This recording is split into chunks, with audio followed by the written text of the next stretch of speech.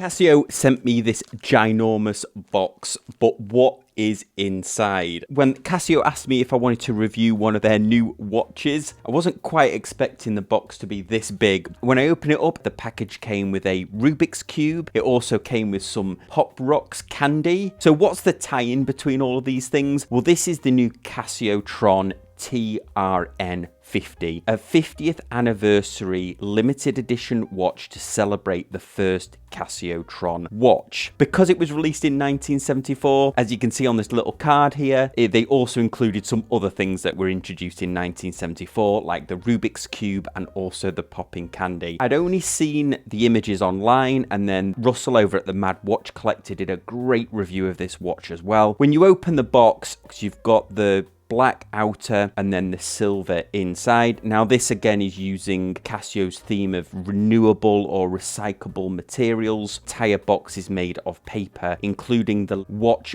pillow that they would traditionally include. This is a rolled up piece of cardboard, and then we have this cloth bag. I hesitated a little bit too long to buy one because they were around $500, and I'll let you know towards the end whether I think this watch is worth $500. I was extremely grateful that Casio sent me one in for review here. This watch is to celebrate the debut of the Casiotron, which was the world's first digital watch that included an automatic calendar. I've always had my grandfather's Casio that I thought was from 1973, but when I've looked into it a little bit more, it was in fact from 1976. Original Casiotron predates my grandfather's watch. Here you can see the two together. The Casiotron is a lot bigger. They've tried to stay faithful to the dimensions of the original Casiotron, which was 39.1 millimeters with a 42.7 from lug to lug. They have said that this one is slightly thinner, 12.3 millimeter thickness. So even though they've upgraded the internals, the watch is still truthful to that proportion. But one thing I'm fairly sure is not like the original. They've included an upgraded bracelet that is solid links. It's using a pin and collar system to adjust, which can be a little bit fiddly. The clasp is massively upgraded from my grandfather's version here, which I'm expecting is the same clasp that was on those Casiotrons or similar. This is a beautiful milled clasp. Overall, the entire bracelet is done to a very high standard. It feels quality, but it's still quite slender. The center links are a very high, almost mirror polish, which I don't mind too much, but it's been a bit of a challenge filming this today because I've had to stop after every shot that you're seeing here in order to get the fingerprints off, and I'm sure I didn't get them all off, so I apologize if you're seeing fingerprints on any of this. I think it is going to be a bit of a scratch magnet. That high polishing is definitely going to pick up scratches. If you wear this watch and love it, the scratches aren't really going to matter to you too much. On these close-ups, you can see they've done a really good job of that polish. It's not like some of the high polishing on the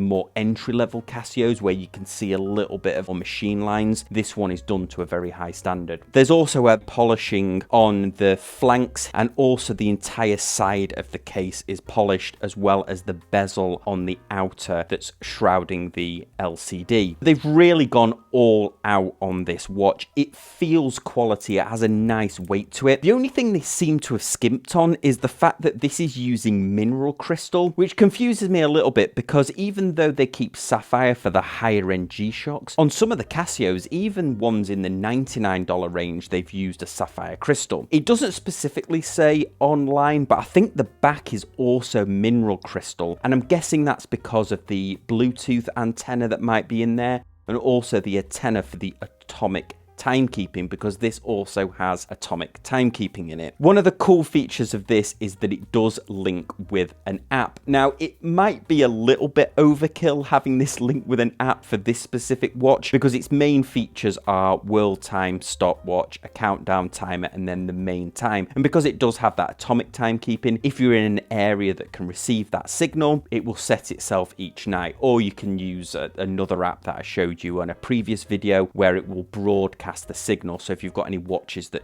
have that atomic timekeeping in them, but they don't receive the signal. There is an app that you can use and your phone simulates the mast. It's pretty cool. But this one also uses Bluetooth. So I did set it up with a Bluetooth. There is a few little features that you can customize. I like the fact that it's got Bluetooth on it. My G-Shock Square has it on, my Rangeman has it on as well. So I like the fact that there's Bluetooth. And it also makes me think that the price is reasonable, because this at $500 is very similar to the Square G-Shock. That's around $500 retail. This is finished to a higher standard, I think, than even that G-Shock. The LCD is smaller than what I was expecting when I first saw the watch, and if you see it in comparison to the G-Shock, which I'm used to wearing and used to seeing, you'll see that the little LCD screen here is a lot smaller. It's not hard to see or anything, but it's also not as large as a G-Shock would or a modern day Casio that you're used to seeing. It does have that vintage size to it. The LCD has a beautiful silver backing to it. It really comes to life and allows the numbers to almost float on top of the LCD. The other really cool thing about this is the backlight. It slowly glows on and then slowly glows off, and I don't think I've noticed that on another watch. I'm sure there is one. I know you'll let me know in the comment section down below, but it just adds a little bit of sophistication to it. Really makes it feel more premium. The other thing that makes it feel premium is the fluted bezel or the fluted rehaut. When I'd seen photos online, I thought this fluted ring was exposed. I thought it was on the outside of the mineral crystal, but it's on the inside, capturing a lot of the light and a lot of the reflection. It is going to stay like that because it's behind that mineral crystal over the entire dial. So it's also protecting that beautiful Casio and the Casiotron logo. They look awesome. They're in silver and they look like they're hovering above that inner bezel. And that is where I'm guessing the solar is as well, because this watch also has solar. You can run it without a solar charge for 11 months on a single recharge. But of course, you'll probably be wearing this watch a lot more frequently than once every 11 months. I know certainly I will. The outer ring has a really nice